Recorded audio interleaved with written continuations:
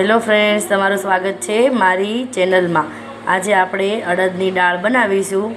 એની હું તમને આખી રેસીપી બતાવું છું। તમે મારી ચેનલને હજી સબસ્ક્રાઈબ, લાઇક અને શેર ન કરી હોય તો તમે કરી દેજો, તો તમને બધા નવા મારા વિડીયો જોવા મળશે। ચલો આપણે અડદની દાળ બનાવીએ। મેં આ અડદની દાળ 1 વાટકી લઈ લીધી છે, તો એને આપણે હવે 1 કે 2 વિસલ આપણે વઘારવાનું છે, તો આપણી અડદની દાળ એકદમ છૂટી થશે। ચલો આપણે હવે જોઈ લઈએ અડદની દાળ વઘારવાની રીત। આપણે 4 થી 5 કળી લસણની લેવાની છે। એમાં 1 ટીસ્પૂન આપણે લાલ મરચું નાખી એને ખાંડી નાખવાનું છે।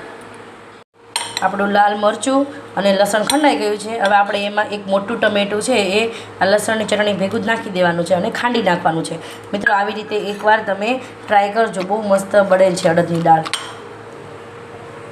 આપણી લસણ અને લાલ મરચાં સાથે ટમેટાને આપણે ખાંડી લેવાનું છે। આવું અધકચરું થઈ જશે, આનો ટેસ્ટ ખૂબ સરસ આવે છે। જો આપણું તેલ મૂકી દીધું છે મેં ગરમ કરવા। 2 ટેબલ સ્પૂન લેવાનું છે તેલ। એમાં 1 ટીસ્પૂન રાઈ નાખવાની છે, અડધી ટીસ્પૂન જીરું નાખવાનું છે, 2 થી 3 ચપટી હિંગ નાખવાની છે, અડધી ટીસ્પૂન આપણે હળદર નાખીશું। એમાં મીઠા લીમડાના પાન નાખવાના છે। પછી આપણે આ ચટણીને ખાંડી લીધી છે ટમેટા સાથે એ એડ કરી દેવાનું છે।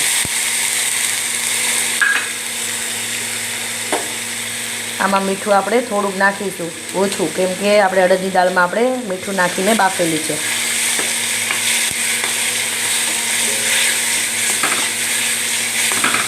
હવે આપણે આને બધું મિક્સ કરી અને થોડી વાર માટે આપણે આને ચડવા દઈશું।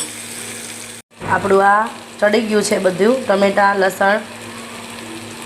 હવે આપણે એમાં થોડું ધાણા જીરું એડ કરીશું, અડધી ટીસ્પૂન જેટલું। આપણે લાલ મરચું પાવડર નથી નાખવાનો, કેમ કે આપણે લસણની ચટણીમાં નાખેલો છે લસણ જોડે, એટલે આપણે લાલ મરચું પાવડર નથી નાખવાનો। તમારે એડ કરવો હોય તો તમે કરી શકો છો। હવે આપણે અડદની દાળ નાખી દઈશું। મિત્રો, આવી રીતે તમે એકવાર ટ્રાય કરજો।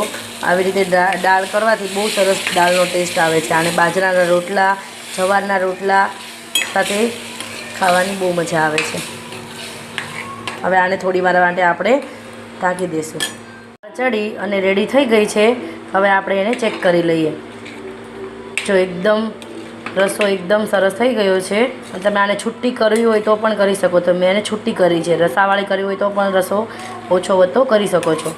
હવે આપણે આને ગેસ બંધ કરી અને એક ડીશમાં એને આપણે કાઢી લઈએ।